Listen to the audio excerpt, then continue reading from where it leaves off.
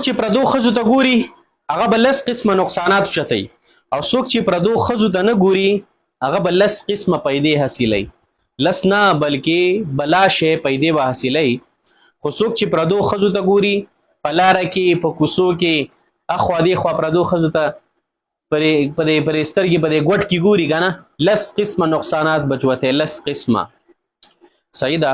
څوک چې پردو ښځو ته ګوري لس قسمه نقصانات لري. هغې کې اول دا دی چې نفس به دې کنټرول کې نه او چې کله ته نظر حفاظت کې پردو ښځو ته نه ګوري نو ستا نفس ستا په کنټرول کې. دا نفس چې دنه بېقابو شو که نه نو دا دې غرقوي.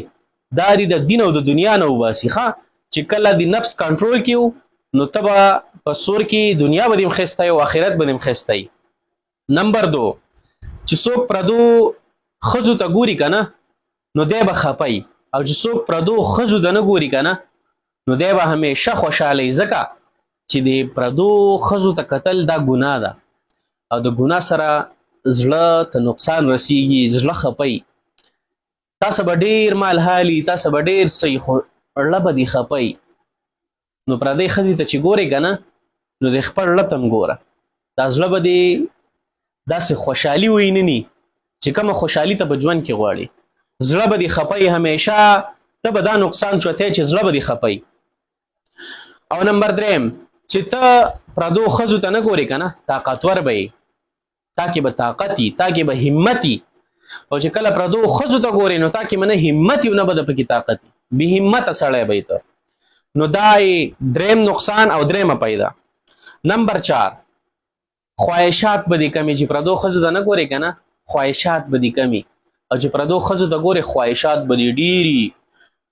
دا د ګناه کار دی او شیطان به درته وایي چې لکه دا وګوره او ستا خواهشات به نه پوره کېږي چې دا وګوره او څنګه جینۍ ده او څنګه ښځه ده داسې او هغسې. نو ستا خواهشات به سیوا کېږي او چې خپله ښځه دي او پردو ته نه ګوري نو خواهشات به دې کمي، خواهشات به دې کمي. او چې نه پردو ښځو ته ګورې نو زمونږ د استاذ محترم مولانا شبیر احمد نقشبندي صاحب دامت برکاتهم العالی هغې به وی وایي د چا چې خپله ښځه وي که نه او دا دې پردو ښځو ته ګورې وایي دا سپی دی. ای به داسې انداز کې ویل سپی دی سپی.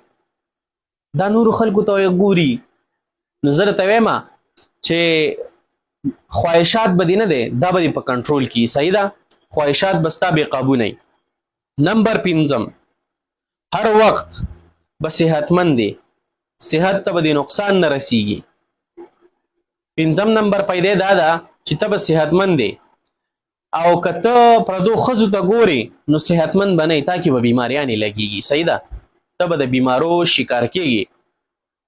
نمبر 6 ته به ذهینې. ستا ذهن دا به کار کوي. ګوره کم کس چې د ښځو ته ډېر ګوري که نه د ده نه هیر اکثر ډېر کېږي. څه څیز چېرته کېږي بیا پسې ګرځي. یاره وایي چېرته مې ایښی دی پته نه لګي چې چېرته به پروت وي. ذهن د دې سړي کمزوری چې پردو ښځو ته ګوري ذهن انتهایی کمزوری. او چې کله د پردو ښځو ته نه ګوري نو ذهن تیزي. د ده ذهن کار کوي همیشه ورته یاد هر څیز ورته یاد یاداشت یې ډېري.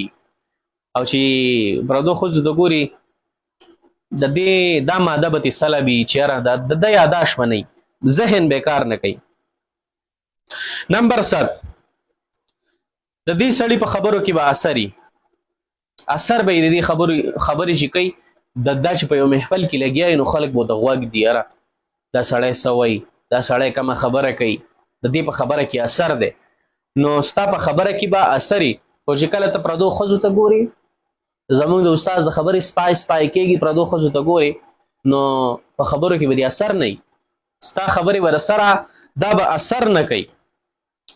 بله دا ده چې پردو ښځو ته څوک ګوري نه د نظر به کمزوری. اوس که ته ماته چې چشمې دې لګولې مونږ د سبق د لاسه مونږ د شپې ناوخته دغه ته مطالعې کړي دي کمزورو لیټونو ته مطالعې کړي دي زمونږ د دې د وجې نظر خراب دی. نو نظر به دې تیزي. نمبر 9 په علم کې به دې اضافه وي. صحیح ده. علم به دې نور هم سیوا کېږي. علم کې به دې اضافه کېږي. ګوره چې ته کله مطلب تا سره کم نالج دی، ستا سره کومه پوهه ده، ستا سره کوم علم دی، که هغه دنیوي دی او که اخروي دی، او چې کله ته پردو ښځو ته ګورې استانه هېر کېږي استانه ختمیږي او چې کله ته نه ګورې د نظر حفاظت کې ستا دې کې نور هم اضافه کېږي ستا علم کې نور هم اضافه کېږي علم دې سیوا کېږي. او نمبر 10 چې پردو ښځو ته نه ګورې که نه نو 10 نیکۍ درته میلاویږي 10 نیکۍ او چې ورګورې نو بیا نو بیا ګناه دې لیکل کېږي. او چې اوس تا ته مخامخ ښځه ولاړه ده او ته وایې چې یاره نه پردۍ زنانه ده او زه ورته نه ورګورم رب العالمین 10 نیکۍ درته لیکي ستا د فرشتې ناستې دي که نه 10 نیکۍ درته ولیکي. نو څوک چې پردو ښځو ته ګوري که نه نو دی ګناهګارېږي چې څوک مخامخ ورته وي څوک ورته نه ګوري نو دته 10 نیکۍ میلاویږي. که ویډیو م خوښه شوي نو خپلو ملګرو سره یې ضرور شریکه کړئ.